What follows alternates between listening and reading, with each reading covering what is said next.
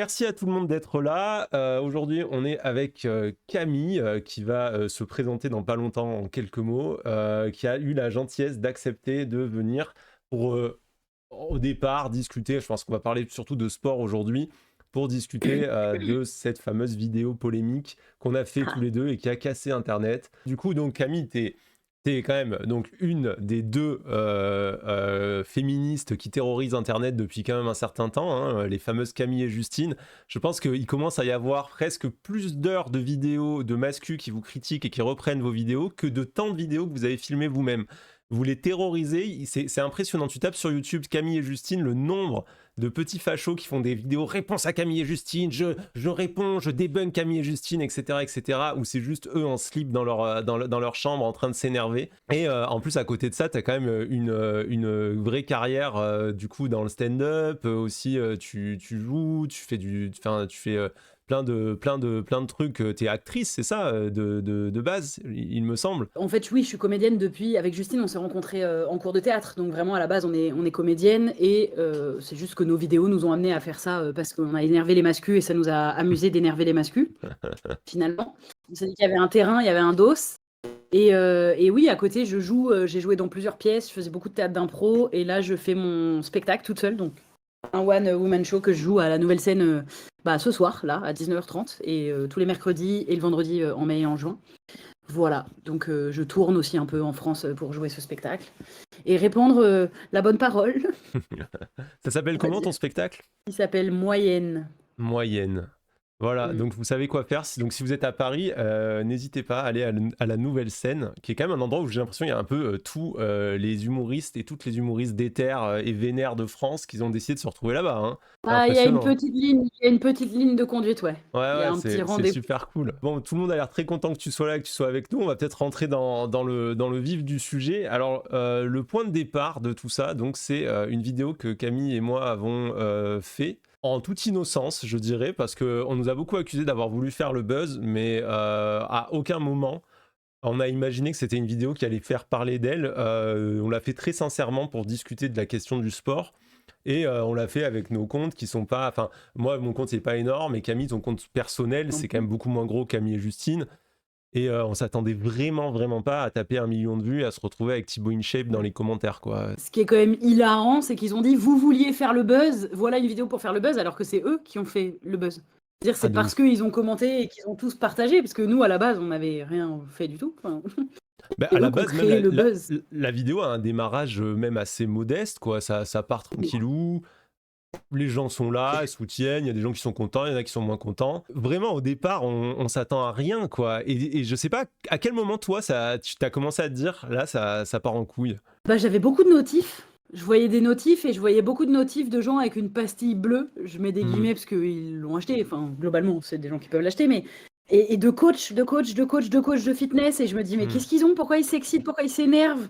Et en fait, je commence à voir qu'effectivement, il y a 400 000 vues, alors que quand je l'avais quitté, il y avait peut-être 100, 150. Je me dis, Hmm. oh, bah, je commence à avoir un peu l'habitude des vagues de harcèlement, quoi. Et je recevais aussi des messages, des MP Hmm. hyper insultants. Et je me dis, mais qu'est-ce qu'ils ont, les gens, à m'insulter un peu plus que les autres jours? Et là, boule de neige. Et là, tu vois aussi les mentions de gens qui font des vidéos en reprenant notre vidéo. Je me suis dit, mais pourquoi? Qu'est-ce qu'ils font? Qu'est-ce qu'ils font? J'étais vraiment très préoccupée. À ce moment-là, je faisais autre chose. Donc, vraiment, c'est passé en second plan Hmm. total, quoi. Moi, j'avoue, j'ai pas pris ça au sérieux. À ce moment-là, je sortais d'une sauce avec des négationnistes qui étaient bien vénères et du coup complotistes et tout. Je recevais des messages Vive Alain Soral, des trucs comme ça. Donc au début, je comprends pas trop ce qui se passe. Je reçois des petits messages, des petites notifs de gens, mais des fois des gens abonnés à mon compte. C'est ça qui a commencé à me mettre un peu la puce à l'oreille, qu'il y avait un truc qui était pas passé, qui me disent c'est pas possible de dire ça, je me désabonne, c'est dégueulasse, j'aurais jamais cru ça de ta part. Et là, je me dis, mais qu'est-ce que j'ai dit là? Que c'est pas bien de harceler les gens à cause de leur physique. Qu'est-ce qui se passe? Je comprends pas, tu vois. Et je me dis, mais non, mais c'est minoritaire, ça va pas être un gros truc et tout, ça va pas partir dans tous les sens. Et je crois que ben justement, on s'appelle, on sort la vidéo, je crois, dimanche. Je crois que vers mardi, on s'appelle ou on se parle sur WhatsApp.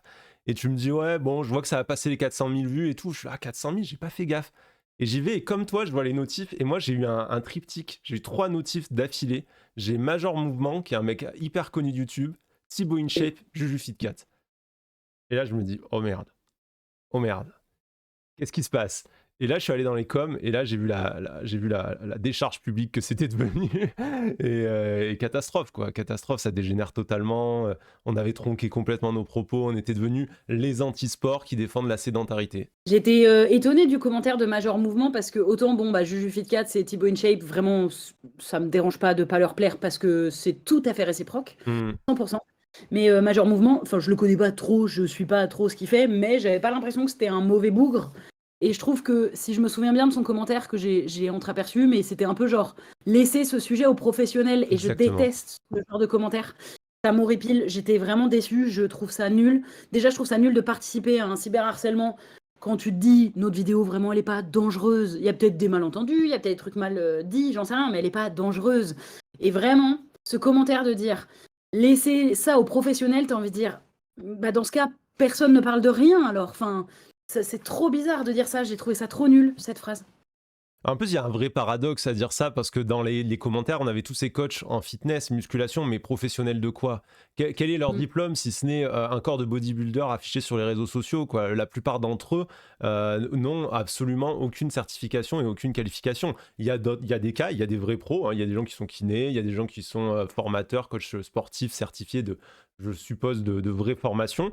Mais dans le tas, moi je suis allé vérifier le profil de pas mal de ces gens, dont des gens très connus. Il y a des gens, leur formation, c'est que dalle. Et du coup, je dis pas qu'ils n'ont pas le droit de parler de sport sur les réseaux, je dis que s'ils ont le droit, je vois absolument pas pourquoi nous, on pourrait pas arriver avec des propos sourcés et précis pour exprimer un ressenti ou pour dire quelque chose.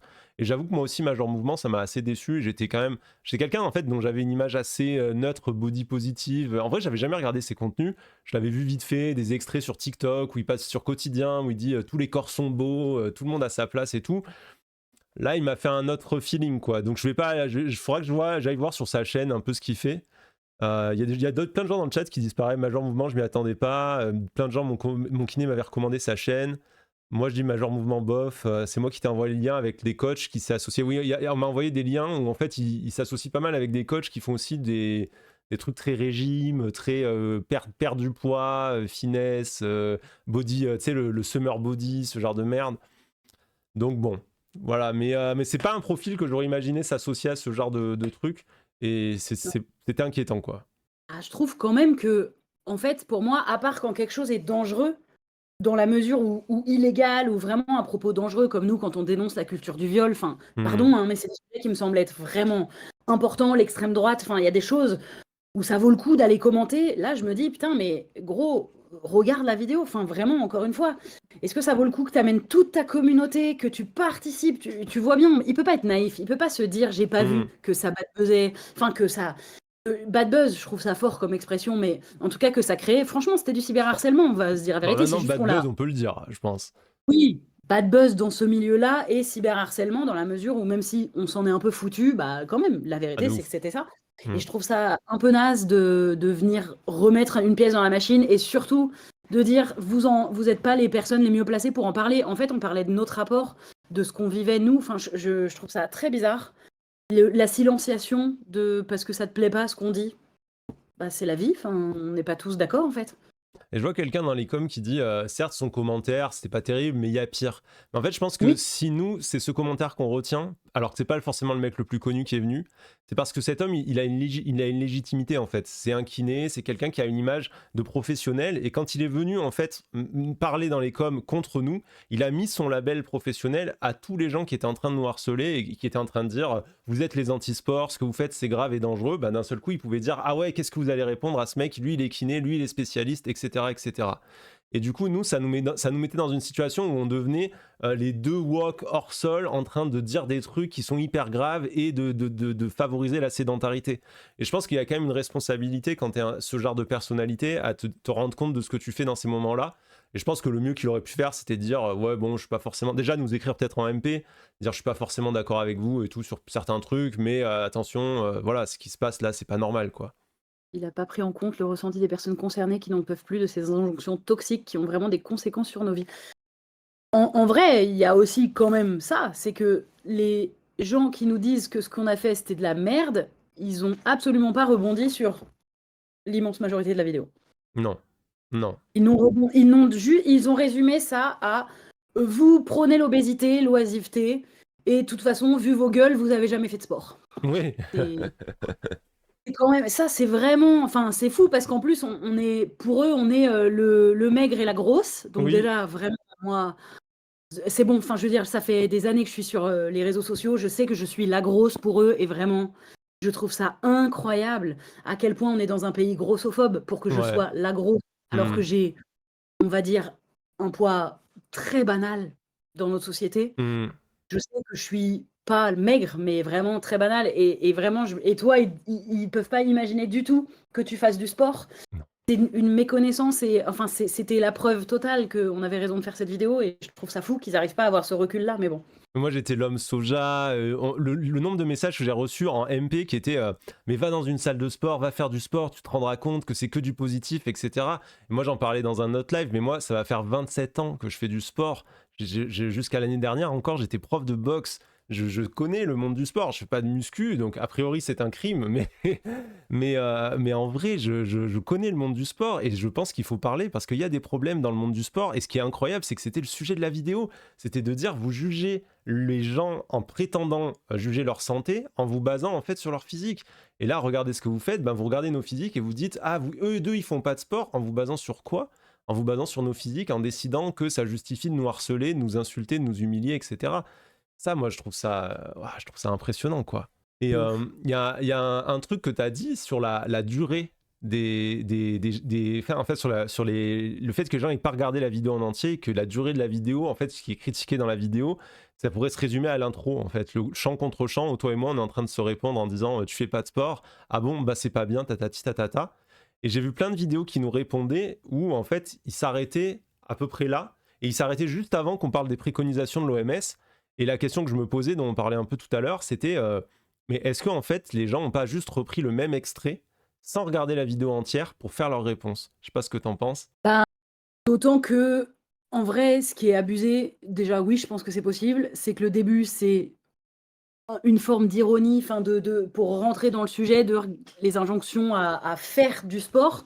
Et je trouve ça tellement feignant de dire ah donc ça veut dire que vous voulez que les gens n'en fassent pas? Hmm. Non, c'est pas du tout ça. Donc en vrai, dans tous les cas, moi, ce que je trouve, c'est qu'ils sont feignants. Et ça, Hmm. ça me rend barge parce que, pardon, parce que nous, on se prend la tête pour essayer de débattre, enfin d'accueillir des idées, de réfléchir et tout. Et eux, ils sont dans une feignantise de j'ai regardé les 15 premières secondes et basta, quoi. Hmm. Et cette fainéantise, elle touche aussi les sources. Parce que quand tu parles des sources, il y a plein de gens qui nous ont dit ouais, mais aussi vous confondez tout, le sport en compétition, le sport des gens qui font du loisir, etc. Bon, j'ai largement répondu là dans la vidéo que j'ai sortie dimanche à ce préconçu qui est qu'on se blesse pas dans le sport loisir, qui est faux. Mais il y a aussi, en fait, je pense à nouveau une paresse qui est que, en fait, je pense qu'ils ont juste regardé ce que les autres avaient dit et ils sont pas allés se faire leur propre opinion. Mais si c'était aller regarder la source citée de Hélène Joncheret qui parle des méfaits du sport, en fait, elle parle bien du sport en partant d'une pratique de loisir jusqu'à une pratique compétitive. Et il n'y en a pas un qui est allé vérifier la source, il n'y en a pas un qui est allé relire la source. Ils ont juste repris les uns les autres ce que les autres avaient dit. Et ça, moi, je trouve ça, ouais, c'est comme tu dis, c'est de la fainéantise, mais c'est une fainéantise qui devient dangereuse quand elle s'associe Mhm. à un harcèlement de masse, quoi. Il y a quelqu'un qui écrit dans les commentaires que du coup, la personne s'est dit, mais du coup, on fait quoi après avoir vu notre vidéo? Sinon, on dit, faut pas faire du sport à l'excès. En vrai, c'est juste ça qu'on dit, c'est-à-dire non seulement, enfin attention, après chacun fait comme il veut, mais il peut y avoir une addiction au sport qui peut créer des problèmes de santé, et surtout, il peut y avoir une addiction au physique et à Mm. l'apparence physique et des injonctions qui correspondent pas à est-ce que tu fais du sport, mais est-ce que tu corresponds aux standards physiques que on attend des gens en société. Et ça, on voulait débattre de ça. Donc il n'y a pas de du coup on fait quoi? On fait du sport ou on n'en fait pas. Il y a la préconisation, c'est modéré. Il y a des gens qui m'ont déjà dit, moi quand je parlais de mon rapport au sport qui est compliqué, il y a des personnes qui m'ont dit que elle faisait du tapis de marche 1 heure ou 2 heures par jour. Et ça suffit. Et c'est déjà une manière d'être en activité physique. C'est juste dire qu'il n'y a pas. Que les injonctions qu'on voit, elles sont pas forcément au bon endroit. Mm. Voilà. Et qu'il y a. En fait, c'est un rapport modéré qui est préconisé. Voilà. Ouais, c'est tout. Et d'un autre côté, on voulait pas shamer non plus les gens qui font du sport plus intensément. On voulait juste faire comprendre que ben, dans cette pratique-là, la notion de santé, elle se perd et que c'est pas grave. En fait, vous faites ça pour autre chose. Quelqu'un qui fait du sport en compétition à haut niveau, il sait très bien que sa santé, elle va y laisser quelque chose, ne serait-ce que des blessures qu'il va garder après potentiellement pour le reste de sa vie. Et il va le faire quand même parce que bah, c'est quelque chose qui le fait vivre. Et moi, je veux dire, je veux pas m'en moquer. Par contre, je pense que c'est important de ne pas prendre ça comme un modèle et l'appliquer à tout le monde. Et sur le fait que le sport, aujourd'hui, ce qui va nous mobiliser énormément, c'est pas tellement notre santé, mais l'apparence physique. Je trouve qu'un des chiffres que j'ai sorti là, pendant le débat de la dernière fois qui est frappant, c'est le chiffre du dopage. 1 million d'amateurs se dopent. 1 million, c'est énorme. Et ils se dopent pas pour la compétition, la plupart d'entre eux. La plupart d'entre eux se dopent parce qu'ils veulent correspondre à une certaine apparence physique. Ça montre bien qu'il y a une injonction, ça montre bien qu'il y a quelque chose qui nous fait bouger. Mais moi, je trouve ça même bizarre de devoir autant l'expliquer. Enfin, ça me semble évident dans la société dans laquelle on est, qui est une société du paraître, qu'on est autant, enfin, qu'on a tous un désir de correspondre à des normes. Mais simplement, ces normes, elles sont si petites, si serrées, qu'elles en deviennent discriminantes. Enfin, c'est un peu, ça me paraissait pas si fou, hein. J'aime bien. Il y a quelqu'un qui dit la question à se poser est si demain le sport ne me permettait pas de changer mon apparence, est-ce que j'en ferais encore? Si la réponse est oui, alors c'est une bonne pratique.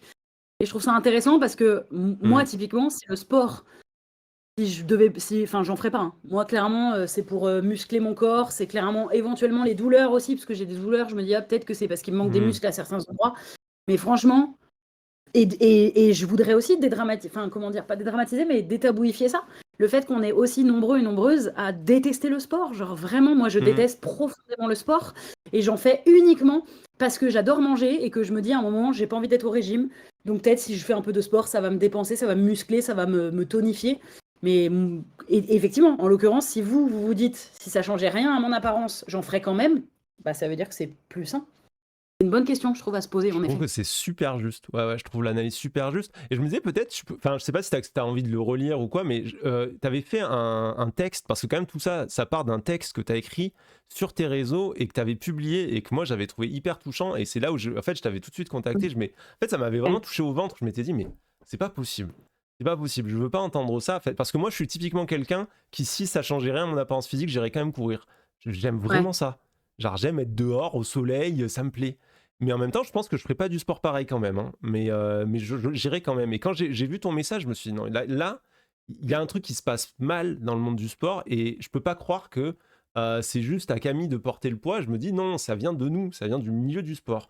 Et c'est qu'on fait, il y a quelque chose qu'on fait qui est toxique. Et je voulais qu'on discute de ça, quoi. Mais peut-être, tu pourrais, si tu peux lire le post, enfin, si tu te sens de le lire, évidemment, je pense que ça serait hyper Ouais. intéressant. C'est un post que j'ai écrit. Moi, je fais un peu pour contextualiser, en gros, parce que j'avais fait un autre post il y a 2 ans, je crois. Euh, En gros, j'ai jamais fait de sport dans ma vie. Je déteste, tout me fait souffrir, j'ai horreur, j'étais Hmm. dispensée à l'école. Enfin, vraiment, je fais pas de sport, ça m'horripile. Et il y a 2 ans, j'ai essayé de commencer un peu à faire de la boxe thaï en non-mixité parce que c'était avec des meufs avec qui je faisais des collages et tout.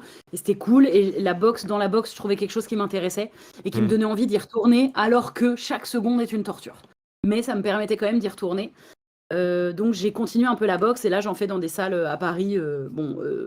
Je fais du boxing bag en gros. Et j'ai écrit donc il y a quelques semaines. Je déteste toujours autant chaque séance. Ça fait un peu plus de 2 ans que j'essaie de faire du sport parce que c'est bon pour la santé, parce que je suis trop lourde, parce que je mange trop, parce que je suis essoufflée si vite, parce que j'ai mal au corps, parce que je suis trop souvent en colère, alors je me force. Mais chaque séance est une épreuve. Si je prends un cours à 19h, j'ai la boule au ventre toute la journée. Alors j'y vais le matin, le midi en fait, parce que dans ma vie, il n'y a pas de matin. Je boxe sur un sac, c'est ce que j'ai trouvé de mieux pour accepter d'y retourner. Je tape dans un sac aussi fort que je veux, et entre 2 coups, je fais du cardio alors que je pars de zéro. Mon cœur, c'est un flemmard, mais je lui en veux pas, je l'ai laissé s'engraisser pendant 32 ans. Je vois les corps des autres autour de moi, des corps en forme, des corps habitués. Ça m'a coûté de mettre au sous-sol ma fierté. Je suis pas faite pareil, j'ai un peu plus partout et un peu moins ailleurs. J'entends les profs me demander si c'est mon premier cours à chaque fois. Me dire que j'ai pas de mental, que j'aime pas l'effort. Heureusement, j'entends aussi ceux qui disent que si j'avais pas de mental, je serais jamais revenue. Je regarde l'horloge avec rage, j'ai souvent envie de pleurer, je me trouve nulle et mon reflet est terrible. Je transpire trop pour ce que je fais des pauses bien plus souvent que les autres, je respire trop fort, je souffre trop, mais je reviens.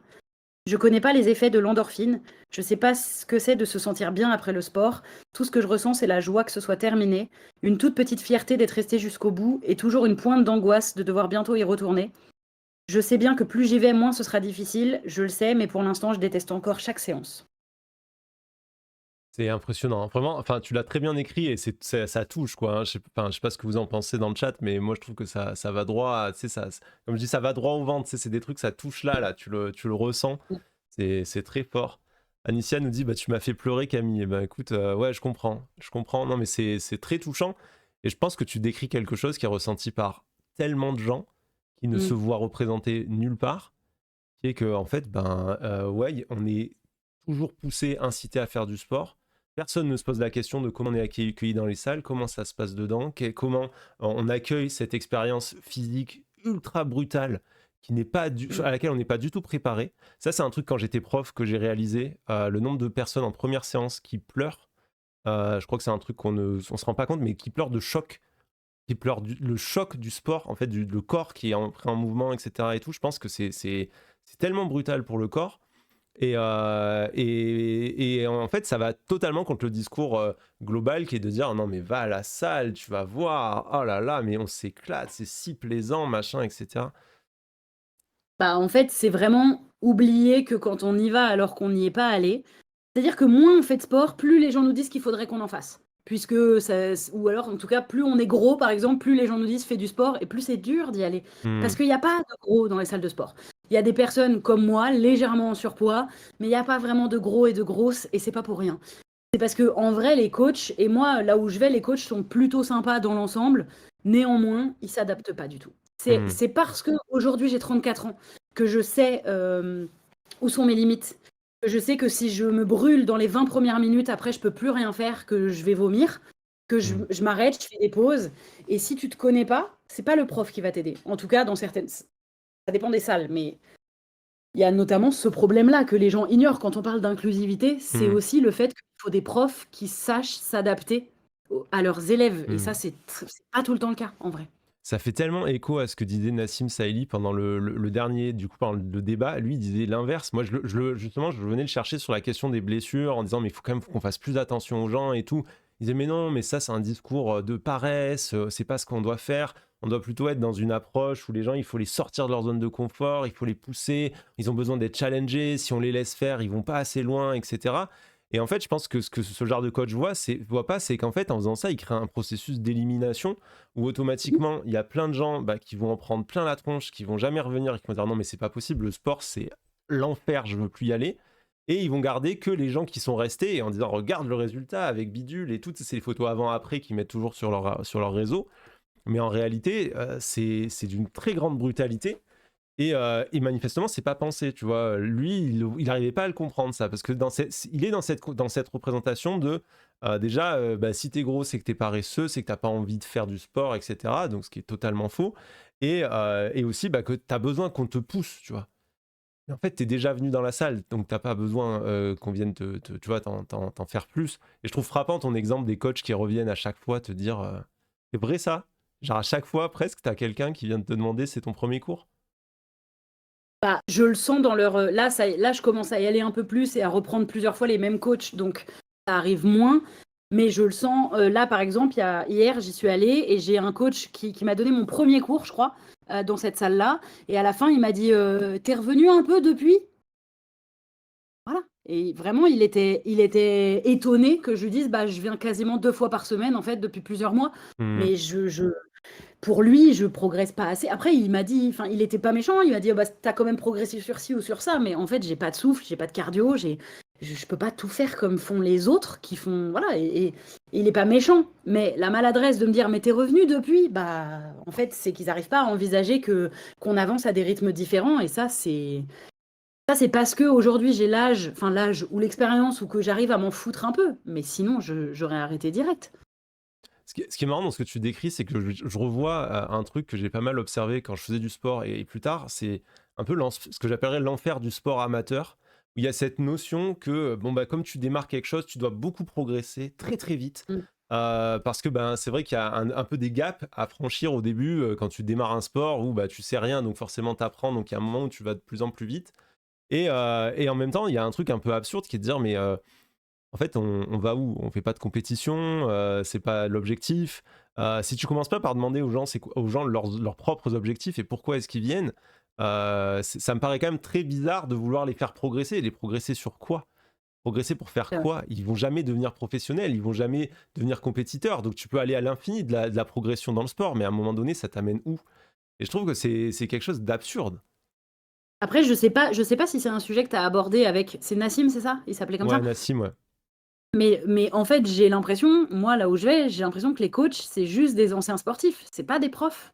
C'est des Mm. gens qui n'ont pas une formation de prof. Alors, du coup, parfois, ils sont bons et parfois, ils sont nuls. Enfin, c'est Bah ça, évident. c'est un truc qui vient du monde associatif. Moi, je t'explique. Par exemple, moi, j'étais prof de sport, de boxe dans une salle associative et j'avais pas de Ouais. diplôme, j'avais rien de spécifique. C'est juste qu'il n'y a pas assez de monde et que les salles peuvent pas payer les gens. Donc, il y a eu un peu cette habitude de dire, bon, on prend des sportifs qui savent à peu près de quoi ils parlent et ça se fait un peu tout seul, quoi. Tu vois, Mm. on leur demande, Mm. moi, on me demandait d'accompagner des boxeurs sur le ring, on me demandait de les échauffer, ce genre de trucs. Puis on m'a dit, ah, bah, tu veux pas prendre un cours? Et puis, petit à petit, ça s'est fait, quoi. Tu vois, sans que tu t'en rendes trop compte. Le problème maintenant, c'est que tu as des salles professionnelles, payantes et chères, qui ont repris ça et qui prennent Bidule qui fait de la muscu, qui a fait une vague formation de 2 mois et qui devient formateur. Mais normalement, en fait, il faudrait quand même des gens.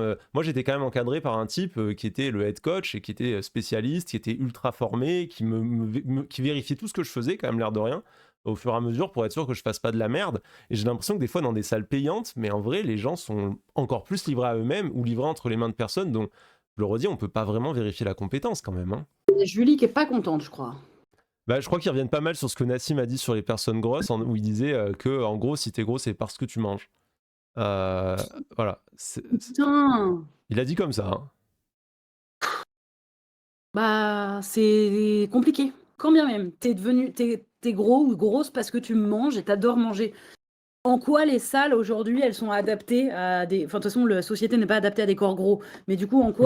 en quoi une personne en surpoids va arriver dans une salle de sport et va se sentir, va pouvoir faire, enfin, les choses qu'on lui demande.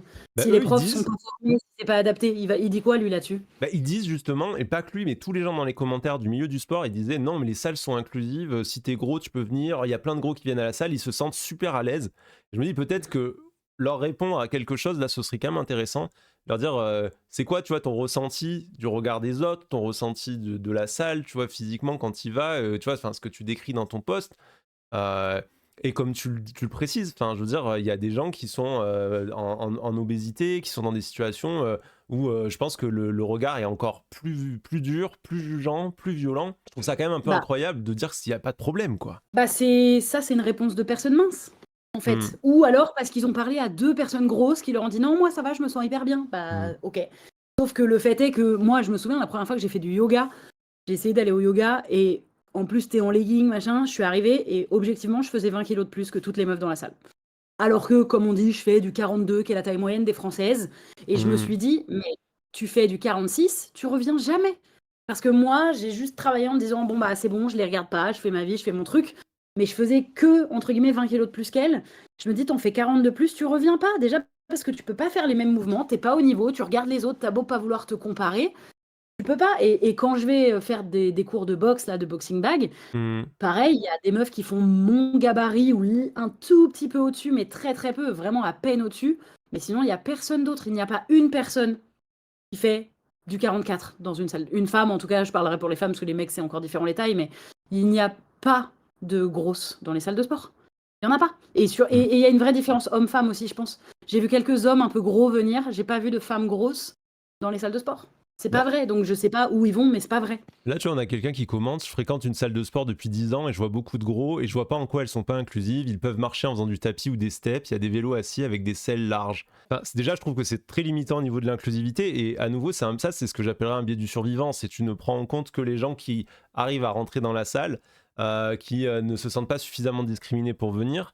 Là, il y a un article, du coup, c'est France Info qui a publié ça sur la représentation des personnes grosses dans le milieu du sport et tous les témoignages sont concordants et disent clairement faire du sport quand t'es gros en France aujourd'hui, c'est très compliqué. Et il y avait ce témoignage dont j'ai déjà parlé la dernière fois, mais c'est une femme qui parlait d'un truc que j'avais jamais pensé, qui disait dans une salle de sport, moi mon premier problème c'est de passer le tourniquet. Le tourniquet est si petit que quand je passe, c'est déjà l'humiliation.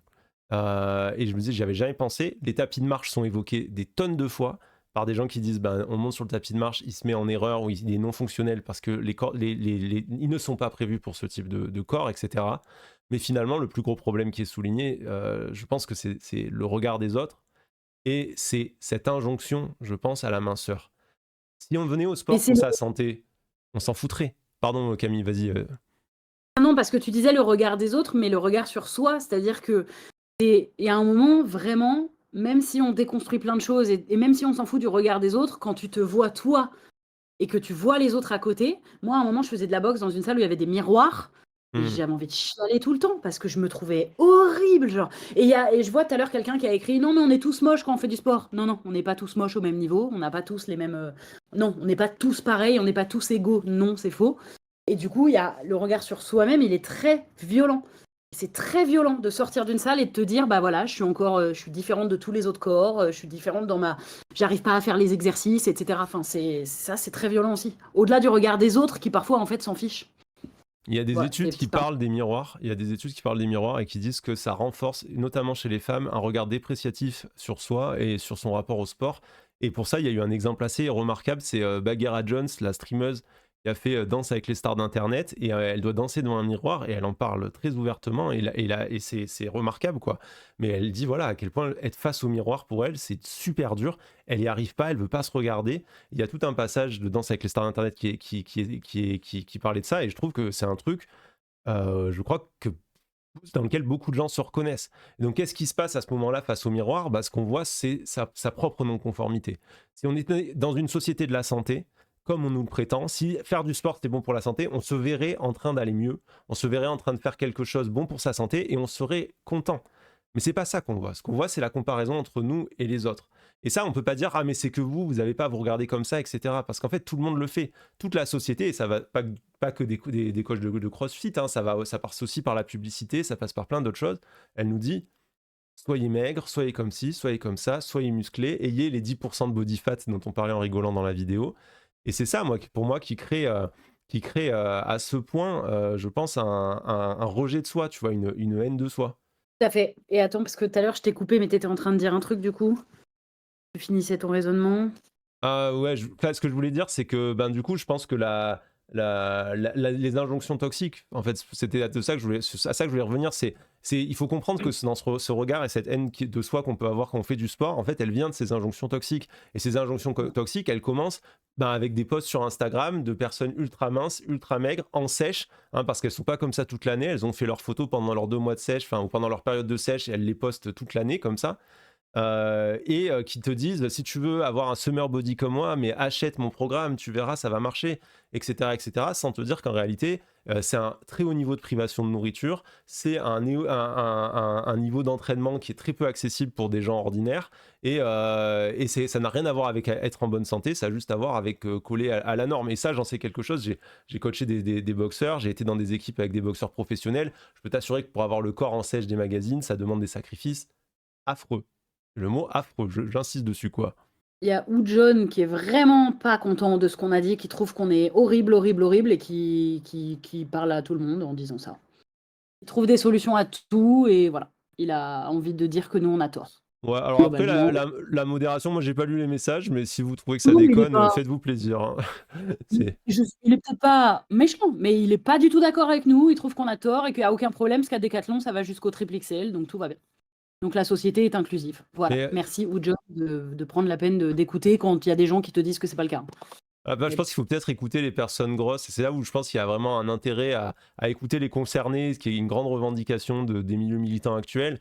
C'est pas parce que... C'est ce que je disais d'ailleurs à Nassim, et même lui, il était d'accord quand même. Tu vois, si tu nous écoutes pas, écoute Nassim Saïli à la limite, qui était d'accord sur ça, sur le fait de dire, mais en fait, est-ce que tu ne prends pas juste l'exemple de la personne que tu connais qui va à la salle et qui dit ah moi ça va, je me sens pas mal à l'aise, et tu n'occultes pas volontairement les exemples de toutes les autres personnes qui te disent mais en fait moi les salles j'y vais pas. Là la conclusion de l'article de France Info qui a quand même interviewé un sacré paquet de personnes, elle est dans le titre et c'est le sport ne veut pas de nous. Le titre de l'article, c'est ça.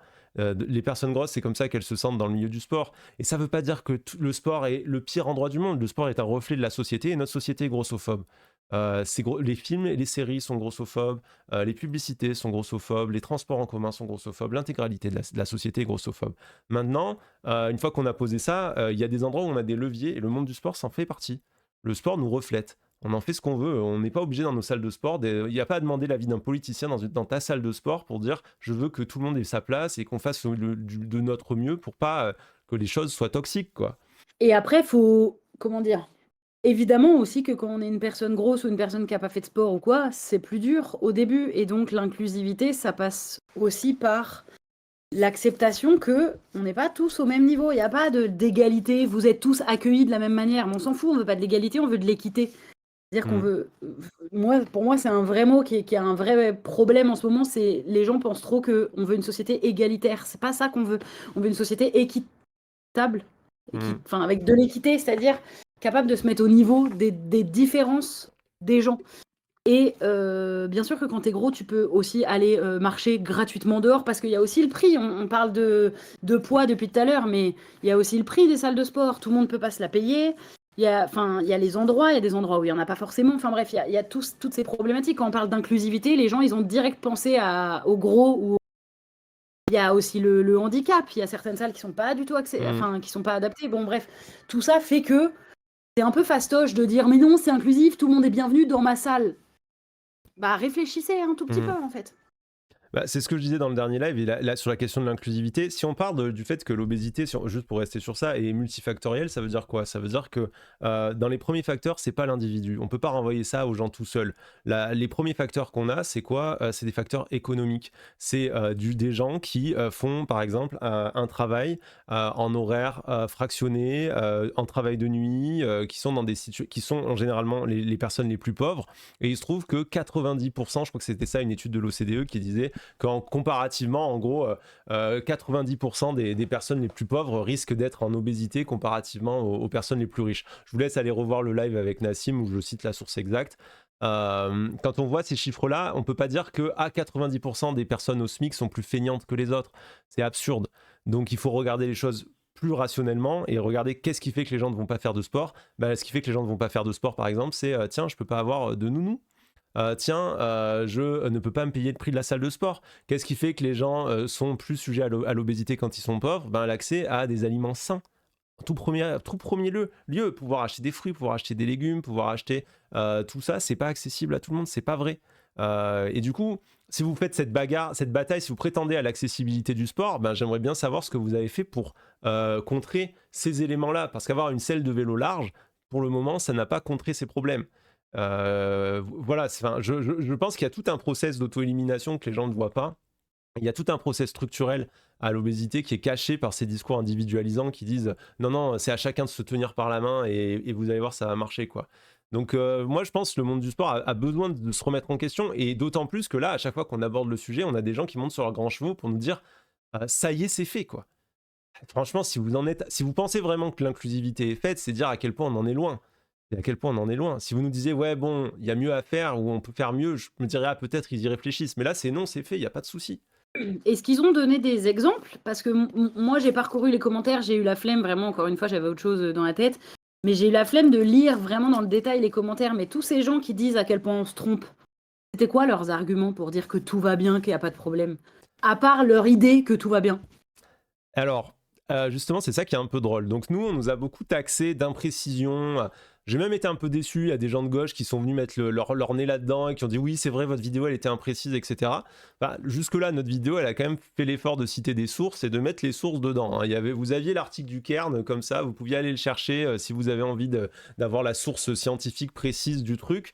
Et en attendant, les gens qui nous ont répondu n'ont jamais, je le dis vraiment, n'ont jamais rien cité d'autre que le truc de l'OMS qu'on cite nous-mêmes, qui est de dire qu'il faut faire du sport en activité modérée. C'est la seule source qui a été sortie de toutes les manières pour lui faire dire un peu tout ce qu'on voulait, parfois tout et son contraire, sachant que la source on la cite, donc ça invalide le contre-argument puisqu'on la cite dès le départ. On n'a jamais dit que c'était faux, hein.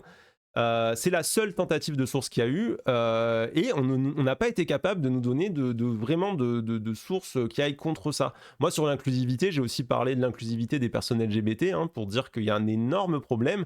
Là, j'ai trouvé une étude statistique qui dit que quand même 40% des personnes LGBT, non, 60% des personnes LGBT ont été au moins injuriées d'une injure homophobe dans leur salle de sport, et que 40% d'entre elles, pour 40% d'entre elles, cette injure s'est transformée en agression physique. Ça, c'est des chiffres qui disent quelque chose du niveau d'inclusivité auquel on est dans le sport, et qu'on vienne pas me dire ah non, il n'y a pas de problème d'inclusivité dans le sport. Moi, je pense que aujourd'hui, s'il y a, par exemple, on a un vrai problème de représentativité, ça se voit. Où sont les sportifs LGBT? Où sont les sportifs LGBT dans le foot, dans la boxe, dans le MMA? Où sont-ils? Ils n'ont pas le droit de s'outer, parce que s'ils le faisaient, leur carrière serait en danger, ils perdraient leurs sponsors, sans parler peut-être même de leur vie ou de leur sécurité dans certains cas.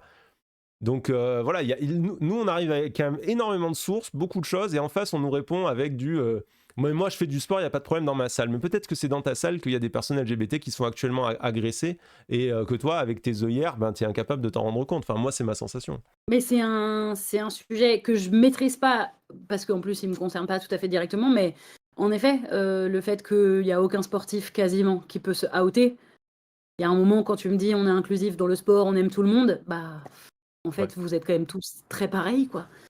Sportifs, enfin tous. Il y a quand même une vraie problématique là. Enfin, ça me paraît compliqué de dire on est l'endroit où tout le monde est le plus accepté, quand en fait tu te sens pas accepté quand t'es en surpoids, quand t'es handicapé, quand t'es LGBT. Enfin, c'est quand même. Mais c'est de la mauvaise foi. Il y a quelqu'un qui a dit, c'est un peu les mêmes personnes qui disent qu'on n'a plus besoin du féminisme parce qu'on l'a déjà obtenu. J'ai l'impression qu'il y a quand même un fort lien, en tout cas, pas de tous les gens qui aiment le sport, mais des gens qui ont commenté notre vidéo, j'ai l'impression qu'il y a quand même un fort lien avec des idées un petit peu réac, quoi. Sans tout de suite soulever un lièvre, mais j'ai l'impression qu'il y a beaucoup de gens, bah tu vois, quand tu vois un Thibaut InShape, etc., ils sont quand même très proches de l'extrême droite et de la fachosphère, quoi. Ouais, carrément. Bah, j'ai une coach sportive qui est venue me parler, et c'était intéressant, c'est une des rares qui a pris notre défense, et elle me disait ça me choque de voir toute la scène, tout le feed game se mobiliser contre vous, et être incapable de se mobiliser contre les racistes et tout. Surtout que les mecs qui ont lancé le truc, les premiers à en avoir parlé et qui ont vraiment mobilisé sur ça, c'est des gens qui sont anti-woke, anti-gauchisme, et qui sont d'extrême droite. Le truc, tu vois, qu'elle soulignait, c'était à quel point c'était politisé. Et moi, c'est aussi une des raisons pour lesquelles au début, j'ai pas compris ce qui se passait. Parce que les premiers messages que j'avais, c'était juste les rageux fachos habituels qui étaient en train de dire ah, ça y est, les wokistes avec leur merde et tout. J'aurais jamais cru justement qu'un major mouvement, il allait débarquer en mode moi je suis d'accord avec les gros faf, quoi. Non, sois d'accord avec, sois d'accord avec nous, là. On est pour l'inclusivité, on est pour que les gens fassent attention. On dit bien qu'il faut faire d'une petite activité physique. Enfin, on a pris le temps de tout préciser, et non, ils ont pris le parti de se mettre de ce côté-là. Et je pense qu'à force de dépolitiser le sport, en fait, ils se rendent pas compte qu'ils sont en train de partir dans les discours et les sauces de l'extrême droite. C'est vraiment ma sensation, quoi. Hein. De toute façon, tout ce qui se veut neutre et apolitique, aujourd'hui, c'était peut-être pas le cas avant, mais aujourd'hui, c'est de droite et d'extrême droite. C'est de droite, c'est de droite. Personne avec des idées de gauche ne se dit neutre et apolitique, et quand tu prônes l'inclusivité, c'est de gauche. Ce qui est débile, c'est woke et tout, alors que normalement ça devrait être normal, mais bon. D'ailleurs, Nassim, il a dit un truc qui a marqué tout le monde, c'est que je lui ai parlé, en fait, il a fait une vidéo avec Baptiste Marché, donc qui est quelqu'un qui a appartenu à la sphère skin néo-nazi, militant d'extrême droite sur les réseaux, qui est aussi un champion de développé couché, tu vois. Et je lui dis, mais tu te rends bien compte qu'il y a un problème d'inclusivité quand on prône l'inclusivité du sport, et qu'on voit dans toutes les vidéos de sport partout que les mecs vont faire des vidéos avec des néo-nazis, des mecs qui sont LGBT-phobes, des mecs... Enfin, je veux pas dire d'un côté, ah, moi je suis pour les gays, et d'un autre côté, ben ouais, vas-y, moi je fais du développé couché avec un type qui est clairement contre les personnes LGBT et tout. Et tu vois, lui, il voyait pas la contradiction, et bon, il était assez mal à l'aise sur ce sujet, il a pas du tout voulu répondre, mais d'un côté, je me dis, mais c'est ce jeu sur le non, mais on voit pas la politique, etc., qui fait que, pour moi, on peut pas prétendre à l'inclusivité du sport à partir du moment où, par exemple, on laisse la porte ouverte à un Baptiste Marché dans toutes les vidéos de muscu, parce que non, mais il est un peu connu, il est sympa, c'est un bon français sympathique. Ouais, enfin, c'est aussi un pote à Papacito, c'est aussi un homme qui a giflé une femme, hein, je signale d'ailleurs que c'est un fait public connu, et qui était une des représentantes du mouvement Némésis, donc des féministes d'extrême droite. Et du coup, elles ont choisi comme allié des gens comme Baptiste Marchais. Ils ont eu une dispute publique et Baptiste Marchais l'a agressé physiquement et l'a frappé. C'est extrêmement grave. Hein. Et ce type-là, aujourd'hui, est encore invité comme ça à faire des vidéos muscu parce que non, mais. Ouais, Bah, parce qu'il faut séparer le le bodybuilder de. sportif. Enfin, je veux dire, à un moment. Non, mais c'est fou. En fait, c'est ça qui m'a paru fou, c'est que j'ai l'impression que en fait, le problème, c'est pas ce qu'on a dit dans la vidéo, Mathieu. Le problème, c'est que toi et moi, des personnalités officiellement de gauche, ayons osé parler de sport. Et je pense que c'est ça le fond du problème. Parce que ce qu'on a récupéré, c'est tous les coachs fitness qui sont en fait des fachos de droite, quelques un peu du milieu qui ont juste vu passer les 2 extraits ou qui ont eu le résumé de ils ont dit qu'il fallait pas faire de sport. Mais globalement, je pense que ce qui a déclenché la vague, c'est parce qu'on est surveillé, enfin je mets des guillemets, mais je pense que c'est le cas, on est surveillé par les mascus et les fachos. Et que là, ils se sont dit ah non, là ils s'attaquent à mon sujet et ils n'ont pas été contents parce que mais donc je pense, attention c'est une hypothèse, j'y connais rien, enfin j'en suis pas sûre, mais je pense qu'il y a un vrai délire et je crois que tu avais fait une vidéo là-dessus Mathieu il me semble, avec l'extrême droite et le sport. Absolument, Je suis pas, absolument. voilà, je veux pas me risquer à dire des trucs qui Ah non, c'est non. pas des généralités que je fais, mais je crois qu'il y a un vrai bail avec la muscu en tout cas et l'extrême droite. Muscu, sport de combat, sport viril, en fait. En fait, c'est qu'il y a quelque chose dans le sport qui plaît énormément à l'extrême droite. Il faut se rendre compte que dans le sport compétitif, il y a le drapeau. Il y a l'opportunité d'être derrière son pays, il y a ce côté fier de son pays. Et il y a aussi quelque chose qui touche à des valeurs de l'extrême droite qui sont le virilisme, à l'ancienne, exacerbé, masculiniste, qui peut encore se mettre en scène d'une manière très toxique. Et ça, l'extrême droite aime vraiment s'en emparer. Donc on retrouve plein de choses. Et aussi la préparation à la guerre, la préparation à la lutte, à l'affrontement. Donc c'est plein de valeurs qu'ils aiment. En même temps, c'est marrant, mais contradictoirement, c'est jamais eux-mêmes vraiment des sportifs. C'est dans les salles de... Tu vois, par exemple, dans les salles de sport de combat, etc., là, par exemple, ils essayent de sponsoriser des sportifs. Mais t'as rarement des mecs de très haut niveau qui sont des mecs d'extrême droite. Enfin, c'est assez rare. Là, on commence à avoir un cas avec Benoît Saint-Denis, on se pose des questions. Et du coup, ils trouvent des manières détournées de s'accaparer le sport. Et ça passe par le discours.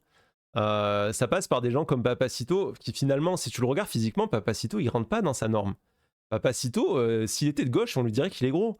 Mais comme il est de droite, on dit ah t'es musclé, oh là là, il est le machin. Mais en vrai non. Mais même Baptiste Marchais, hein, qui est un champion de développé couché peut-être, mais qui du coup a une énorme masse corporelle quoi, et qui pareil, il serait de gauche, on lui dirait qu'il est gros. Mais du coup, ils se l'accaparent par le discours. Ils disent voilà, nous on est la vraie, le vrai pays des valeurs, la vraie France, etc., etc. Quelqu'un a donné quelque chose que je trouve important aussi quand on parle d'inclusivité dans le sport. Il y a aussi des gens qu'on a oubliés, qu'on n'a pas mentionnés, mais c'est les personnes trans. Je pense qu'il y a un vrai... C'est un lien avec le fait que c'est les premiers à gueuler, à vouloir qu'ils soient interdits de compétition, que les femmes trans puissent pas compétir avec les femmes parce que c'est pas juste, mais en même temps, du coup, il y a des non-sens. Et en termes d'inclusivité, moi, je pense au vestiaire de manière générale. C'est juste tout simplement quand j'arrive dans une salle de sport, il y a le vestiaire homme, il y a le vestiaire femme. Donc déjà, si t'es non-binaire, tu sais pas où tu vas. Il y a un truc un peu, même si peut-être que c'est encore trop nouveau, et là je mets des gros guillemets parce que les personnes trans c'est pas nouveau, mais je veux dire c'est nouveau sur la place publique, peut-être qu'il y a encore quelque chose à trouver, mais ça va, tout à l'heure tu parlais des personnes LGBT, mais je pense qu'il y a aussi cette problématique-là, et j'ai l'impression que c'est les mêmes personnes qui disent à la fois que tout le monde doit faire du sport, mais à la fois que les femmes trans ne devraient pas compétiter avec 100%. des femmes cis. Et ça, tu le vois bien chez un grand militant d'extrême droite célèbre aujourd'hui, c'est Joe Rogan, qui a The Joe Rogan Experience qui passe sur Spotify et tout, qui est un des podcasts les plus écoutés au monde, qui est dans l'alt-right américaine, très pro-Trump, sur des positions d'extrême droite. Et il parle en permanence des personnes trans. Il est obsédé par ça avec son copain Jordan Peterson là. Et à chaque fois, ils parlent du sport comme exemple pour expliquer le danger des personnes trans. Et ils vont te citer comme ça, oui, il y a cette femme trans qui est dans tel circuit de boxe taille, elle défonce tout le monde, c'est pas normal, mais vous imaginez, mais c'est d'une injustice, etc., etc. Et moi, sur ça, quand même, je voudrais juste rappeler un truc. Citez-moi un sport où le ou la championne du monde est une personne trans. Juste un. J'en demande un. Si c'est si facile, a priori, en étant une personne trans, de défoncer toute la concurrence, etc., depuis le temps, vous devriez avoir des dizaines et des dizaines d'exemples à me donner. Il n'y en a pas. Il y en a zéro. Et on a juste des gens qui ont peut-être gagné une compète une fois, vite fait, quelque part, ou tu vois. C'est oui, d'accord, bah donc statistiquement, ça s'équilibre avec toutes les fois où ces personnes n'ont pas gagné des compètes, quoi.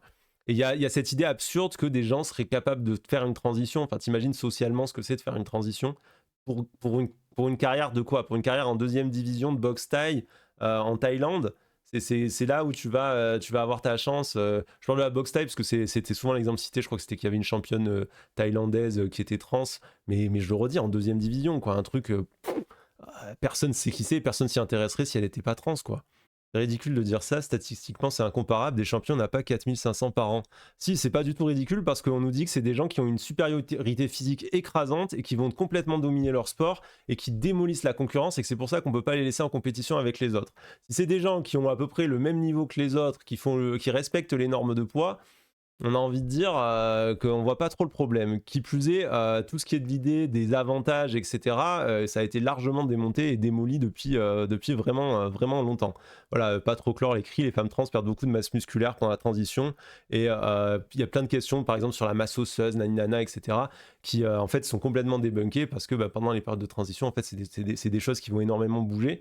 Et puis, je rappelle juste en fait que en sport, en fait, on ne mesure pas les taux d'hormones, de masse, de ci, de ça, de chaque compétiteur. Et enfin, je trouve qu'on rentre dans des dérapages assez brutaux. Et d'ailleurs, on l'a vu pendant les Jeux Olympiques. Là, je veux pas dire de conneries, mais il me semble que les comités olympiques ont commencé à mettre des normes et qu'en fait, ça a commencé à tomber sur des athlètes cis qui se retrouvent à ne plus pouvoir rentrer dans les compétitions. Enfin, tu te dis, mais où ça va, quoi? Il mesurait le taux de testostérone, je crois, pour les Ouais, femmes. c'est ça. Et il y en a une qui était au-dessus alors que c'était une femme cis, et du coup, ça commence enfin, voilà, Ouais. c'est ça la dérive C'est- derrière. Sachant que, par définition, les athlètes de haut niveau sont ce qu'on pourrait qualifier anormaux par rapport aux gens ordinaires. C'est des athlètes de haut niveau, c'est des gens qui ont des corps et des capacités physiques qui sont totalement hors normes. Tu ne deviens pas champion olympique par hasard, etc. Donc, ça va commencer on va devoir créer des normes dans des espaces qui sont marqués par leur anormalité. Enfin, je trouve que c'est tout ça. Il y a des athlètes intersexes qui ont été bannés aussi des compétitions. Merci Laurier pour la précision. Voilà, c'est des choses, je pense que voilà, je suis pas spécialiste du sujet. Vous irez voir les comptes de Lexi, Aggressively Trans, de Morgan Noam sur le sujet. Il y a plein de choses super et des très bonnes ressources. Mais juste pour vous dire, enfin, c'est des obsessions qui, quand on regarde les faits, touchent quoi?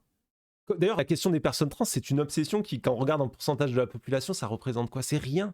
C'est rien. La réalité, c'est que les gens, normalement, mais vous en aurez rien à foutre. C'est une panique morale.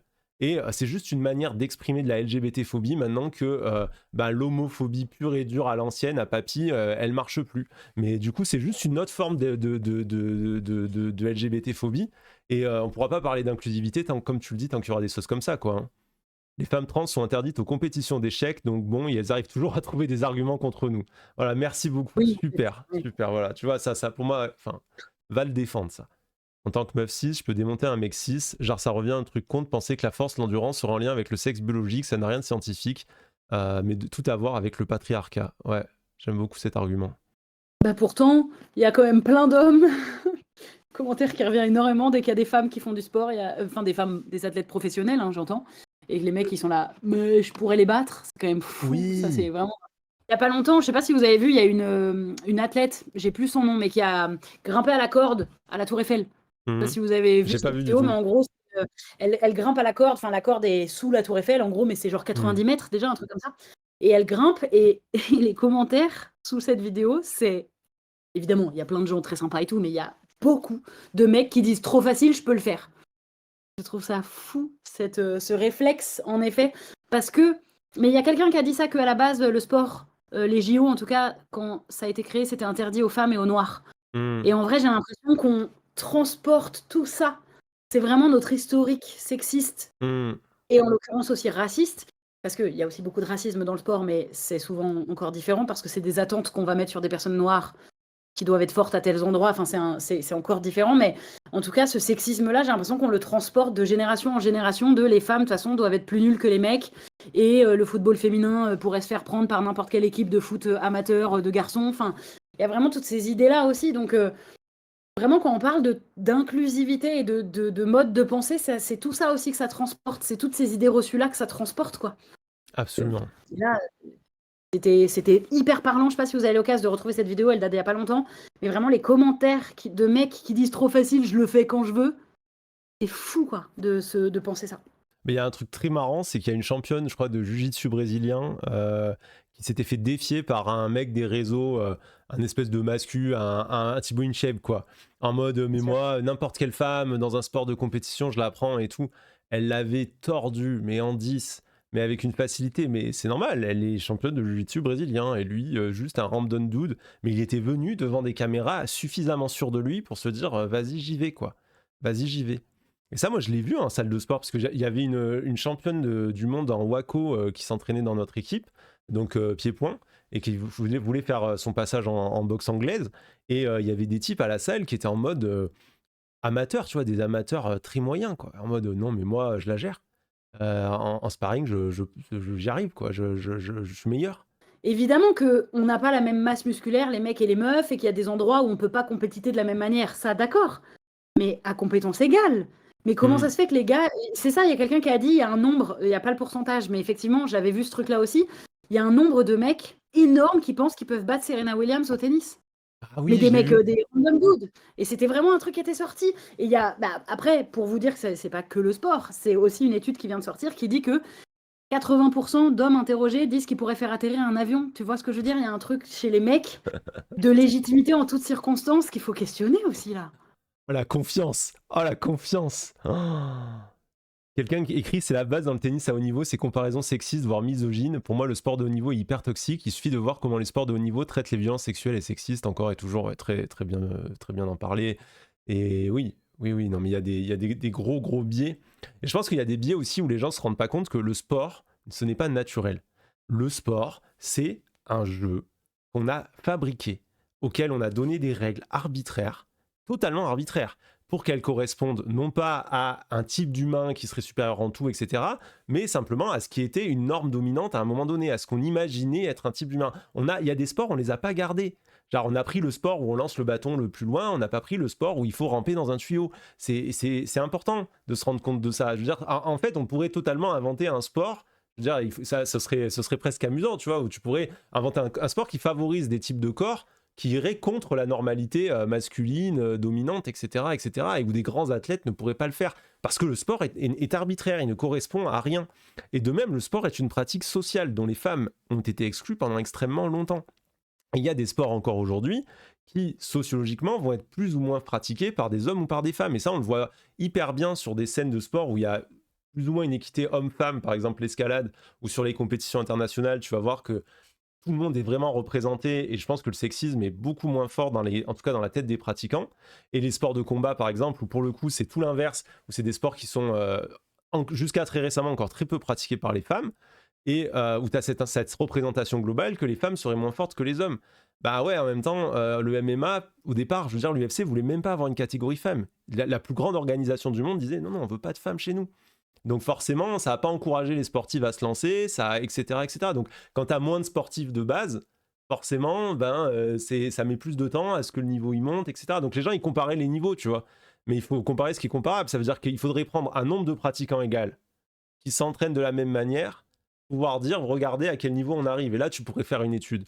Mais c'est pas comme ça qu'il fonctionne. Les gens, ils disent, ah, mais regardez, le MMA féminin, pendant des années, c'était moins bien que le MMA masculin. Bah, oui, parce qu'il y avait 25 pratiquantes pour 3000. Donc forcément, pour 3000 pratiquants, donc forcément, le système de sélection, il a fait que c'était différent. Et aujourd'hui, on voit que ça s'équilibre, ça change tout.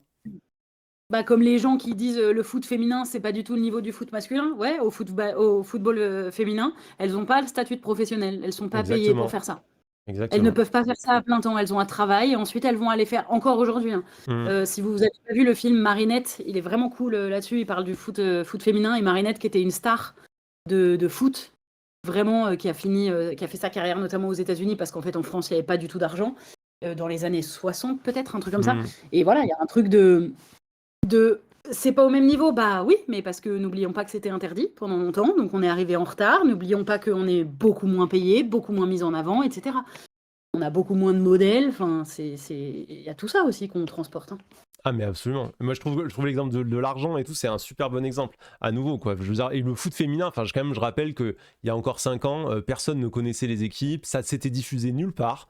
Maintenant, on commence à avoir des diffusions, on commence à s'y intéresser doucement, on commence à en parler, mais posez-vous la question de tous les sports où c'est pas le cas, tous les sports où on Mmh. diffuse rien, et posez-vous la question des salaires qu'ont les sportifs, posez-vous la question de l'intérêt qu'on porte à ces athlètes hors des Coupes du Monde, hors des trucs comme ça. En vrai, c'est une catastrophe. Quelqu'un souligne, il n'y a pas de club féminin dans les campagnes. À nouveau, voilà, un processus de sélection. Parce que des clubs de foot, t'en as dans tous les putains de villages de 25 habitants, t'as un club de foot. Il y a une église, un club de foot, et un bar. Voilà. Nul, hein. Donc voilà, Bah, enfin, déjà, moi. en fait, mais déjà, rendez-vous compte quand même que quand on parle d'un sport, la majorité du temps, on parle du sport et du sport féminin. Mais le Mm, sport, il est masculin, on le dit pas. Là, tu as dit football dans les villages, mais c'est football masculin. mm, Il y a des équipes foot masculines partout. absolument. Parce que très souvent, nous, on est quand même, en gros, nous, on rejoint une équipe féminine. Alors que les Mm, hommes, ils rejoignent l'équipe.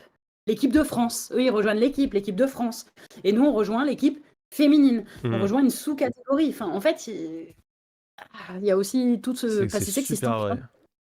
Il y a une interview, je crois que c'est un tennisman à qui on dit oui, machin, vous êtes le plus grand vainqueur de l'histoire du tennis et tout. Et il reprend le journaliste, je Mmh. crois, et il dit non, non, je suis deuxième, et il cite une femme qui a plus de titres que lui et tout.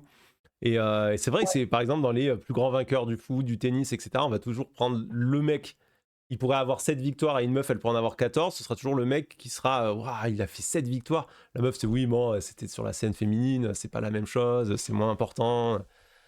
Non, mais vraiment, c'est pour ça, moi, je pense que sur le sport, enfin, j'ai quand même vraiment du mal à comprendre comment tous ces gens ont pu venir dans nos commentaires en se prétendant spécialistes du sport dire l'inclusivité. Non, il n'y a pas de C'est bon. problème. Ouais, je sais pas trop quand même. Ça me paraît compliqué, quoi. Hein. En fait, il y a un autre truc que je voulais dire aussi, puisque tu refais ce petit bilan, c'est que dans nos commentaires, peut-être ça va te parler Mathieu, mais dans nos commentaires, il y a évidemment toute une gamme de gens qui étaient des sportifs, enfin des crossfit, enfin des coachs fitness, machin, là, Hmm, vraiment qui partagent pas nos valeurs. Moi, à mon avis, ils sont venus surtout parce que c'était des mascus à la base. Mais il y a aussi justement une catégorie d'entre-deux. Et s'il y a des gens là dans le chat, dans le live qui nous regardent et qui nous écoutent, c'est ça que j'aimerais dire parce que parfois on reçoit des messages, et je pense toi aussi Mathieu, de gens qui disent d'habitude j'adore ce que tu fais, d'habitude je suis tout le temps d'accord, mais là non. hmm, Alors attention, je modère mon propos. Évidemment que je suis pas en train de dire que si vous nous aimez d'habitude, faut nous aimer tout le temps et qu'on peut jamais faire d'erreur. Je suis juste en train de dire que si toute la vie, dans tout ce qu'on dit, vous avez toujours trouvé du sens et des valeurs communes, alors peut-être que dans ce sujet-là aussi, il y a un fond commun que vous n'avez peut-être pas compris, peut-être qu'on s'est mal exprimé dessus, c'est possible. Mais c'est pas la même chose que dire là pour le coup, je suis pas d'accord, voire même je me désabonne, je suis contre. hmm, Soit ceux qui disent ça, en vrai, c'est des faux commentaires. Il y a aussi beaucoup de gens qui disent avant je te suivais, mais je me désabonne parce qu'en vrai, normalement, tu te désabonnes pas pour un petit propos. Tu te désabonnes si c'est d'un seul coup, je me mets à hmm. devenir homophobe. Oui, désabonnez-vous, tu vois. Bon, S'il vérifiez vous que je me plaît, suis pas ouais. fait agresser. Mais de base, il y a ce truc, j'aimerais qu'on nous accorde un tout petit. Et c'est un truc dont je parle souvent, mais je pense que c'est important de le redire. Euh, Accordez-nous du crédit.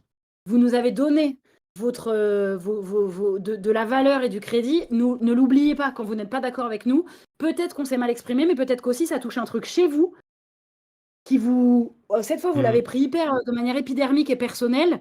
Juste prenez un tout petit temps. Encore une fois, hein, nous aussi, on peut se remettre en question. Il n'y a pas de problème. D'ailleurs, on fait ce live, on en parle, etc. Mais attention, juste à pas dire non, là, je suis vraiment pas d'accord. Peut-être que c'est nous le problème, mais peut-être que c'est vous. C'est ça que je veux dire. Parce que si on partage des valeurs communes, il n'y a pas de raison que d'un coup, on soit à l'opposé de vos valeurs. C'est très bizarre. Moi, Ouais, c'est ça que je voulais redire. Je sais pas si ça parle à des gens. je suis 100% d'accord avec ce que tu as dit. Moi, j'ai eu énormément de désabonnements, pour le coup, des vrais désabonnements, je dois le dire. On a fait une vidéo qui a fait 1 million de vues, donc ça a attiré de l'attention. Donc j'ai plein de gens qui sont abonnés et j'ai plein de gens qui sont désabonnés au point que ça s'est stabilisé et que je crois que avec une vidéo à 1 million de vues, je crois que j'ai pas gagné un abonné, mais pas un Non seul. plus. Moi Voilà, non plus. tu vois. C'est pour dire à quel point elle a tourné dans Hmm, des milieux de gens qui n'avaient aucune valeur commune avec nous.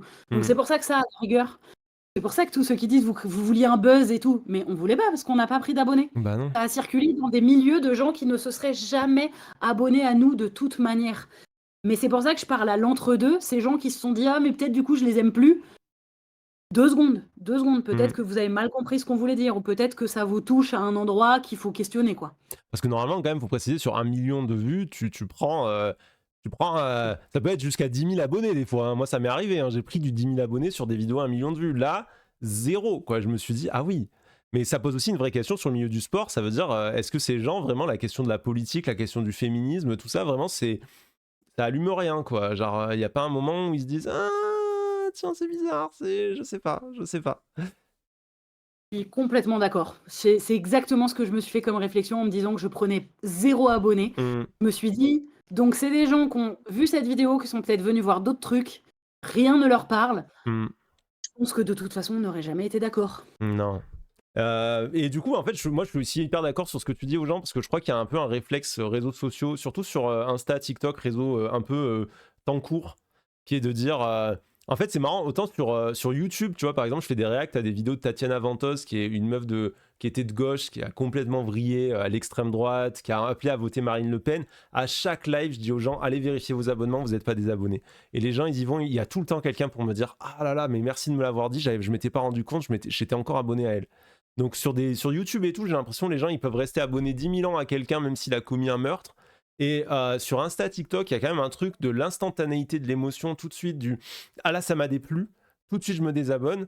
Sauf que ben ça peut marcher sur du contenu cuisine ou je sais pas quoi, mais nous ce qu'on fait c'est du contenu militant qui est très très dur à pousser sur les réseaux, qui est très très dur qui a beaucoup de mal à trouver sa place. Et malheureusement si on a ce type de réaction à chaque fois qu'on dit un truc qui dérange, sachant que on va dire des trucs qui dérangent, c'est ce qu'on fait en fait. C'est attaquer des représentations, c'est attaquer des normes, c'est aller là où les gens ne veulent pas qu'on soit. Et parce que c'est là où il y a des choses à dire. Parce que regardez tout ce qu'on arrive à dire sur le sexisme, la LGBT-phobie, la grossophobie en parlant de sport. Il y a un vrai sujet politique sur le sport. Manifestement, le sujet est énorme et rien n'est fait, quoi. Puisque bah, on a vu la réaction du monde du sport. Et quelqu'un qui poste, j'étais effectivement encore abonné à Tatiana Ventose. À chaque fois que je le dis, il y a quelqu'un qui se désabonne, c'est impressionnant. Donc voilà, ne nous laissez pas tomber comme ça du jour au lendemain, prêtez-nous l'oreille, et surtout prêtez-nous l'oreille donnez-nous plus que 2 jours, parce que c'est des réseaux des temps courts.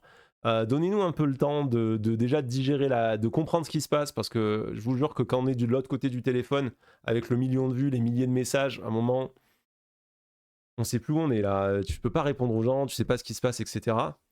Et à un moment donné, voilà, essayer de voir si peut-être qu'on a mal exprimé quelque chose, peut-être qu'on a mal été compris, mais peut-être qu'aussi on a beaucoup déformé nos propos. Et plus je repense à ce qui s'est passé, quand même, plus j'ai l'impression que c'est surtout ça qui s'est passé, quoi, hein. Et peut-être que ça... Enfin, faut pas oublier que vous avez vos histoires personnelles et que des fois, il y a des choses qui vous touchent. Et ça demande à questionner pourquoi ça vous touche. Mais je parle en parlant pour moi aussi. Mhm. Parfois, il y a des trucs des réactions épidermiques. Mais moi, j'ai envie de les analyser, de comprendre pourquoi ça m'a Mhm. créé une telle réaction, pourquoi ça me fait aussi mal ou aussi bizarre. Ça questionne quelque chose chez vous et pas forcément chez nous, en vérité. Mais Ouais. parfois, oui, on peut se gourer. Encore une fois, je suis pas en train de dire qu'on a toujours raison. Mais là, en l'occurrence, vraiment, on revoyait la vidéo et jamais, au grand jamais, on ne dit ne faites pas de sport, c'est pas bien. On n'a pas dit ça dans cette vidéo. Donc voilà, c'est vraiment bizarre de nous prêter ce propos-là quand même. Ouais, puis moi je pense que c'est essentiel en fait de se faire qu'il y ait des propos qui viennent te gratter un peu de temps en temps, qui viennent remettre tes conceptions en place. Moi, par exemple, j'ai grandi dans une famille de gens très sportifs. Mon père, il a fait championnat du monde de sport en montagne. Mon frère, championnat d'Europe de steeple. Moi, j'ai fait de la compétition toute ma vie. Je suis allé jusqu'à un championnat de France en athlétisme. J'ai vraiment bouffé du sport, du sport, du sport. Et j'ai grandi dans un milieu où tout le monde a des TCA. Et on savait pas que c'était des TCA, mais tout le monde a des TCA. Tu manges jamais rien, tu es tout le temps contrôlé sur la bouffe. Tu arrives chez un membre de ma famille, la première chose qu'il fait, chez mon père, chez ma mère, chez ma sœur, tu arrives, la première chose qu'il fait, c'est regarder ton physique et regarder si tu es gros ou pas. Gros dans les normes du sport, c'est-à-dire que le moindre millimètre de quelque chose qui pourrait être compris ou vu comme du gras, c'est t'as grossi là, hein, t'es pas bien, etc. Et quand t'es mais moi j'ai été très malade, j'ai eu des problèmes de santé et tout. Quand j'étais vraiment le plus malade que j'étais, que j'arrivais chez ma mère, c'était t'es bien là, physiquement t'es super et tout, machin, etc. J'étais à 68 kilos, je fais 1m80, je faisais du sport, je vous dis pas dans quel état ça m'avait mis, hein. C'était terrible. Et j'ai grandi là-dedans, et donc j'ai grandi aussi avec des représentations grossophobes. J'ai été éduqué dans la grossophobie, vraiment, tout le temps. Sur l'idée que les gros c'est des gens qui font pas d'efforts, sur le fait que les gens gros c'est des gens en mauvaise santé, que c'est pas bien, et c'est hyper grave en fait. Mais moi je pouvais pas le déconstruire parce que dans mon milieu à moi, j'avais jamais rien entendu d'autre. Et il a fallu que j'ai une amie qui commence à me parler de ce sujet-là, qui commence à me concerner sur ces questions, avec qui je m'engueule, avec qui j'étais pas d'accord. Moi, je me suis engueulé avec elle, hein, sur le sport, c'est bon pour la santé. Moi, j'étais là, non, non, mais le sport, c'est forcément bon pour la santé. J'étais persuadé, par exemple, qu'une personne grosse pouvait pas être en bonne santé. J'en étais sûr. Et on s'engueulait et tout. Et puis, moi, je veux dire, ça grattait, quoi, exactement ce que je voulais dire. Enfin, voilà, ça grattait, c'était désagréable et tout. Et un jour, je me suis dit, bon, ben, vas-y, je vais vérifier. Je suis sûr qu'elle a tort, je vais lui prouver qu'elle a tort. Je me suis collé devant des études et je me suis dit, vas-y, je vais lui prouver. Je voulais prouver qu'elle avait tort parce que j'en avais marre qu'on s'engueule. J'avais totalement tort. J'avais 100% tort. J'ai fini de lire les trucs, j'étais là, genre, oh mon Dieu, je suis grossophobe. Ok, je suis Ouais. grossophobe et je ne le savais pas parce que j'avais pas Insta, j'avais pas tout ça, j'avais pas toutes ces ressources pour me dire là c'est pas bien. Il a fallu que je rencontre quelqu'un qui m'en parle. Mais à partir de là, à un moment donné, voilà, il faut commencer à vraiment écouter. Et à un moment, en fait, quand tu écoutes, ben, tu captes quoi. Je vois un message qui me saoule, je sais pas si je peux le. Ouais, il y a Malkel. Et du coup, Tu bah pas d'accord, Malkel, je mais t'encourage à lire les études, hein. exactement, et surtout à te demander si tu t'inquiètes tout autant pour les personnes qui fument, les personnes qui boivent, les personnes, enfin parce que visiblement ça a l'air d'être la santé. Ou les personnes Le qui font trop problème, de sport. non mais c'est fou parce que l'argument principal des gens qui disent, enfin qui sont grossophobes, c'est de dire mais c'est pour leur santé. Mais depuis quand vous vous préoccupez à ce point de la santé des gens? T'as fait une prise de sang à tous les gens que t'avais croisés? Hmm. T'en sais rien. T'étais là quand j'ai eu une pancréatite, tu t'es inquiété pour moi, je comprends pas en fait. C'est quoi cet argument qui pue la merde et qui est hyper hypocrite? Vous êtes d'une mauvaise foi diable, vous n'en Hmm. avez rien à faire de la santé des gens parce qu'en fait ça vous regarde pas. C'est pas ton ami, genre, inquiète-toi si c'est ton frère à la rigueur. Effectivement, si ton frère est obèse, morbide et en mauvaise santé, prends soin de lui, discute, pas de problème. Mais depuis quand vous vous inquiétez C'est fou cette. Pardon, je m'énerve un peu, mais Vas-y, parce que ça vas-y. me c'est vraiment un argument qui revient tout le temps, ils sont en mauvaise santé, mais il y en a des tonnes des gens en mauvaise santé. Il y a des gens qui ont des cancers, t'en as pas la moindre idée, et Hmm. tu vas pas les engueuler pour autant. Qu'est-ce que c'est que cette histoire? Enfin, non, stop, vraiment, ça, je peux plus l'entendre, c'est hors de question. Et C'est d'une mauvaise. c'est obsession santé à temps partiel, hein, parce que quand c'est pour le droit du travail, les conditions de dégradation du corps par le travail, etc., alors là, franchement, personne n'est là pour les manifs, hein. Ça les intéresse pas du tout de savoir comment se retrouver à la chaîne d'usine, ça peut détruire ton corps, comment faire des ménages et respirer des produits toxiques, ça peut détruire ton corps, tout ça, ils en Voilà. ont rien à foutre, hein. C'est que quand, ah là là, là, tu fais pas de sport, c'est mauvais pour ta santé, alors là, d'un coup, obsession santé, mais par contre, pour toutes les autres causes où il y aurait des trucs à faire, hein, et qui seraient beaucoup plus simples. Là, j'ai jamais entendu personne se mobiliser, hein. Et ouais, c'est un argument terrible, mais Et surtout, je trouve ça triste que là, le commentaire, il tombe à un moment où je viens quand même de préciser que moi, quand j'étais à 68 kilos, à ce moment-là, je te jure, mon corps, je disais, c'est limite, c'était Bruce Lee, tu vois, on voyait toutes les fibres de tous les muscles, je faisais, je sais pas combien d'heures de sport de combat par semaine, j'y étais tout le temps, mais vraiment, je pense que j'y étais tous les jours, en fait. Et je faisais du gainage, des pompes, des abdos, des trucs comme ça, en permanence, et c'était une des périodes où j'étais le plus mal physiquement, et où ma santé était le plus en danger. Et tu vois, et le type, le premier commentaire, c'est ah oui, ben alors, nanana, nanana. Tu te dis, mais putain, mais écoutez, quoi. Écoutez. Et le but de la vidéo, d'ailleurs, c'était un des buts premiers de la vidéo, c'était de dire on peut avoir un corps musclé et être en mauvaise santé. On peut avoir un corps gros et être en bonne santé. Quand vous jugez les gens sur leur corps, vous ne jugez pas leur santé, vous jugez leur conformité à un modèle. C'est tout, c'est tout, c'est tout. Et cette personne vient encore de le prouver. C'est comme avec les dents, tu peux avoir des dents jaunes et très saines et avoir des dents en apparence très blanches avec des caries partout et des blanchiments qui baissent l'émail. Apparence de santé pas égale à santé. Ah bah écoute, moi je suis team dents jaunes, crois-moi que sur les réseaux, j'en prends plein la gueule. Mes dents sont parfaites, dès que je vois un dentiste, ils me disent ah vous avez vraiment une dentition parfaite et tout. Depuis que je suis gamin et tout, j'ai les dents parfaites pour les dentistes. Au point que j'ai fait mon stage de 3e chez un dentiste d'ailleurs. Non, mais j'avais pas d'idée. Alors, je suis allé, le dentiste, il était toujours gentil avec moi, j'avais jamais de problème. Tout le monde était là, mais c'est horrible le dentiste, mais moi, j'avais jamais de soucis. Mais alors, depuis que je suis sur Instagram, j'ai appris que j'ai des dents qui font peur aux gens, hein. Vraiment, le nombre de commentaires sur mes dents, c'est extraordinaire. C'est extraordinaire. Et alors, vraiment, désolé de vous le dire, les rageux, mais j'en ai rien à foutre. Mais vraiment, allez-y, continuez. et je vais devoir y aller bientôt parce que je joue ce soir et qu'il faut que je fasse un peu de travail. Ça Mais je marche. peux avoir quelques minutes si quelqu'un a une question ou un truc. Bon, envoyez vos Voilà. petites questions à Camille rapidement et qu'on la laisse partir. Enfin, quelqu'un qui dit C'est pour ça que je trouve ça bof de dire à quelqu'un qui a maigri: «Ah trop bien, t'as fondu». Tu sais pas si sa santé mentale est OK ou non, si vraiment elle est en bonne santé, et cetera. Et en effet, il y a pas longtemps, j'ai vu le spectacle d'une de mes amies en stand-up et à un moment, elle dit qu'elle a perdu du poids et les gens applaudissent. Et je me suis dit: «Quelle horreur!» Je trouve ça horrible. On célèbre vraiment sans cesse la perte de poids et tout. Enfin, n'oublions pas qu'on vit dans cette société, mais c'est ce que tu as très bien dit, Mathieu, le fait que la société est grossophobe, ça va aussi avec le fait de tout le temps célébrer une perte de poids, Mm. alors que, comme tu l'as dit, parfois c'est pas synonyme de santé, que ça peut être une maladie, une dépression, et que, enfin voilà, et que ça nous encourage à se dire que la maigreur, et c'est mieux que d'être plus gros. Donc, je suis complètement d'accord avec ce commentaire. Oui, parce qu'on n'applaudit pas la santé de la personne. C'est exactement ça. On Non. n'en a pas la moindre idée de sa santé. Tu sais pas, est-ce qu'elle est malade, est-ce qu'elle est en dépression, pour quelle raison elle a perdu du poids, est-ce que comme moi, elle a eu une maladie et du coup, elle a perdu 10 kilos. Ils en savent rien, les gens. Ils applaudissent juste, ah, regardez, elle est de plus en plus conforme avec la norme. D'ailleurs, les vidéos avant-après, tu sais, ou toutes les photos avant-après des coachs, ils disent, ah, regardez, j'ai aidé cette personne, mais tu l'as aidé à quoi? On ne sait pas si elle est en meilleure santé avant ou après la perte de poids. Peut-être que ça va pas du tout. Donc c'est ridicule, c'est ridicule. C'est Et ridicule, j'ai oui. dit ridicule, je sais pas. C'est mon Et nouvel accent.